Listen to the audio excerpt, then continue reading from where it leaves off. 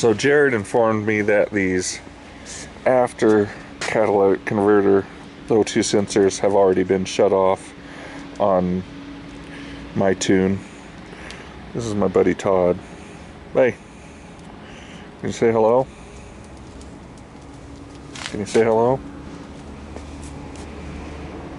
Too much stuff to check out. All it takes is one job, oh yeah.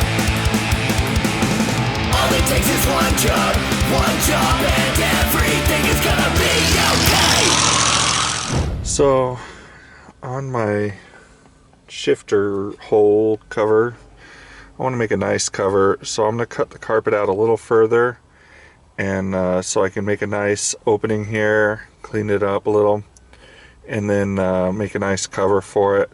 And then I'll use a different piece of carpet or like some sort of floor mat or something to kind of cover that area or patch it or whatever. But I want to make it to where it's easier to get to the shifter. I don't know, it is kind of easier to take the shifter off and fill the trans fluid from here, but I'd have to cut it up a little further. I don't know. We'll cut out the carpet and see what we got here. Alright, got the carpet cleaned up, so now to clean up our cut here. Got a little better cut there. Went ahead and went up to the front bolts so we can pull that shifter out without taking out the trans. And now I'm going to wrap these edges like I did previously in this sound deadener, just to kind of wrap that edge so if you do need to access this, you're not cutting yourself up. And then that sound deadener underneath the plate that we build for this will help that seal to not get exhaust fumes and road noise and whatnot up through that hole. I feel a little more comfortable with that. Trying to do stuff professional like I do on everybody else's stuff for myself is sometimes not what happens, but trying to make it happen now. Working on our template here. I'm going to give that shifter some room for movement and adjustment. That's probably about what we're going with here. It'll be interesting getting this in because of the carpet insulation and whatnot, but we'll see what happens. Well, there's something. I have the edges kind of bead rolled down so we can put the screws on the outside of the bead roll. Maybe a little bigger hole than we needed. I do have a big giant freaking shift boot though that I actually got off an old real ugly 2-ton truck. Probably from the 70s. Anyways, I think that'll be okay. I'll probably paint it now. I'll paint this and then I'll put some sound deadening on it. Maybe come up with something that can cover over this to the shifter, like a piece of the carpet insulation or something, just to quiet it down a little bit more. So got the exhaust in here, the Y pipe, and got it all clamped together. I'm gonna go ahead and try those clamps and see if they work. There is some tight tolerances, but it seems to be okay. Now that I got all the bands tightened up and whatnot and the flange tightened up, now I'm gonna go ahead and snug my header bolts to the heads and then stick in my little locks for my bolts. I got the cross member bolted in, set the drive line just in there so it wouldn't get any junk in it, and maybe we'll get this rear diff together tonight. I got a funnel running down into our fill so it can fill it up here. I'm using that driven Synchro Mesh formula, they say. I don't know if it really helps, but it's not, you know, O'Reilly brand Dex 3, so might be better. So we got 3 quarts going in. That's the last of that 3rd quart. This is our 4th quart, and we're supposed to use 0.75 of it. So I'll try to just get it to all go in, and then as it pours out, as I'm putting on that plug, it should be fine. Got our fluid in there. I have the clutch fluid reservoir filled, and I have the bleeder just open so it'll kind of gravity feed at the moment. Don't forget about our O2 sensor that I cut through. Put this guy will go down in here. I'll probably need 2 hands for this. Get that kind of position in there and put a couple of screws in it. I want to get these respliced, and then I'll probably put a piece of rubber in here that'll go all the way up to that shifter, you know, kind of encapsulate this a little tighter, and then I'll put my boot on there. Well, as they say, one thing leads to another, and now my spark plug wires won't go on because they're hitting the headers, which really sucks because these are from Tons, T-O-N-S. He's on eBay, and they have these cool chromatic porcelain-like covers, and so now I have to get header ones, which will be a 45 off of here. Most of the driver or passenger side here ones worked, but this one is, I don't think he's actually really connected. He's just laying on the manifold there, or header. The other ones fit, but you know, they're close and stuff, so 45s will work a lot better. So I'm hitting him up for another set. He has a set for 60 bucks that look really good. They're asbestos covered, and they have the 45, so I might use those. So on the Suburban, got rebuilt trans in, twin disc clutch in, new clutch slave cylinder, which was the only reason that we were really taking it apart. But I don't know if the clutch slave or the actual booster piece is or master cylinder piece is working. It seems to be, the clutch pedal seems to be really light, and we've been bleeding it, and it doesn't really seem to be changing. So we're going to start it up and see if the clutch works at all, but I haven't heard it with the new headers. We got new headers, new spark plug wires, so let's see what we got.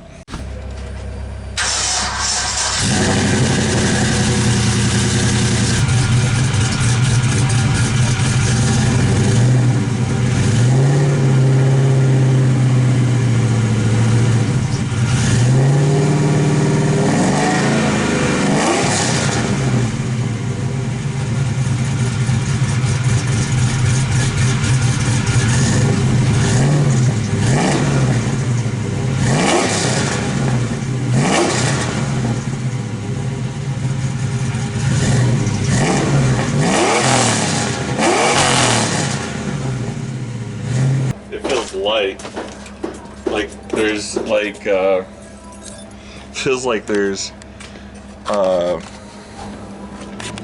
feels like it's spinning quicker than it was. Like it had the lightweight flywheel before, but it seems like it's spinning even less friction. Less mass. Of course, there isn't all that noise from the clutch and slave and all that either, because when you let out the clutch, it was making all kinds of racket before, so all that racket's gone, which is nice. Still no clutch pedal. We need clutch pedal, clutch pedal, clutch pedal, clutch pedal. So I just took Champagne Bourbon for a drive, and it did good. Our master cylinder on the master cylinder on the clutch was messed up, but swapped that out and it worked out good. We got one actually from O'Reilly, and it was metal instead of the factory plastic from the Chevy one. And I tried to get one from Chevy, but they discontinued it. Chevy doesn't make it anymore. So got one from O'Reilly, and I was happy about the metal body on it. It's like cast garbage, whatever, but it's not plastic, and seems good. Drives nice. I have to run you have to break in the clutch, so I'm gonna fill it up, and when the fuel tank is about out, when my gas light comes on, and put more gas in it, then that's when I can start getting a little rowdy. Just kind of a weird chain of events, I all of a sudden didn't have clutch, and it was probably actually the master, but the slave had dumped a bunch of the slave cylinder had dumped a bunch of fluid out the bottom, and it was all over the ground. So I took it apart. Clutch is bad, flywheel's bad, trans was bad, pilot bushing was bad, rear end gears were trying to fall apart. So, and I wanted to put headers on while I had the cross member out and all that. So after a laundry list of things, putting the headers on, needing different plug wires, got it all back together, and it's running. It feels good to be back in that rig. I've been driving the Buick Roadmaster Estate Wagon, and it's a great vehicle. It always runs, AC blows cold, has Bluetooth on the shitty stereo, so it's fine, but you know, it's not my Suburban. And they're both classics at this point, but you know, so am I. So it was good. It's good to get it back together. It's nice to get it back together. I really like the Suburban. The GMT 800s, which is that 99 to 06, was really a great pocket for Chevy, and I believe that it's the best Chevys made. It was an LS platform. The doors were easy to work on. The window regulators were easy to change. You know, the usual automatic transmissions go out, alternators go out, starters go out, and the motor needs rebuilt at 250, 300,000 miles. But you know, besides that, it's a Chevy, and that's Chevy. That's what you get with Chevy. But you know, it's comfortable. The seats are comfortable. It has room. It's great. You know, I have that stroker, the 408, 409 stroker, and the manual 6-speed, but me and the family all pile in it. I have helper bags in the rear because it's lowered, you know. Have to have the helper bags in when we pile all the kids in and our girlfriends and the dog and everybody else. But it's a great rig. You know, as soon as we got all that stuff done, we drove it to dang near Canada, and we've driven it all over the place, and I really dig it. I don't picture myself changing, you know.